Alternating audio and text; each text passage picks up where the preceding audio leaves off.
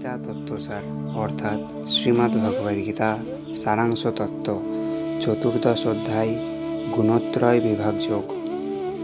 শ্রীকৃষ্ণ বলিলেন, হে প্রিয় অর্জুন, এইবার তোমাকে সর্বশ্রেষ্ঠ জ্ঞানের বিষয় বলিতেছি। এই জ্ঞান লাভ করিয়াই মুনিগণ পরম সিদ্ধি লাভ করিয়াছেন। তাহারা আর সৃষ্টিকালে জন্মগ্রহণ করেন না এবং প্রলয়কালেও ব্যথিত হন না। আমি জগৎপিতা আর প্রকৃতি জগৎমাতা। সত্য, রজ এবং তম এই তিনটি গুণ প্রকৃতি হইতে উদ্ভূত।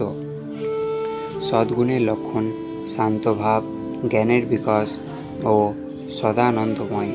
রজগুণের লক্ষণ লোভ, প্রবল কর্মচ্ছা, উদ্দাম, অতৃপ্তি, পরদ্রব্য প্রাপ্তির ইচ্ছা ইত্যাদি।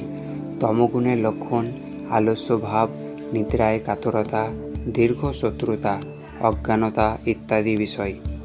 মানবের মৃত্যুর সময়ে সত্যভাব প্রবল হইলে স্বর্গে গমন করে, রজভাব প্রবল হইলে মনুষ্যরূপে জন্মপ্রাপ্তি হয়, আর তমভাব প্রবল হইলে পশু পক্ষী কীট পতঙ্গাদি কুলে জন্মলাভ হয়।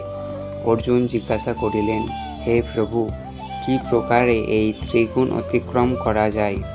ভগবান বলিলেন, সুখ দুঃখ, মান অপমান, প্রিয় অপ্রিয়, যাহার নিকট সমান ও সর্বকার্যে অনাসক্ত ভাব, ফল লাভের আকাঙ্ক্ষা করেন না এবং যিনি আমার শরণাপন্ন, একমাত্র তিনি ত্রিগুণ অতিক্রম করিয়া পরম পদ লাভ করিয়া থাকেন।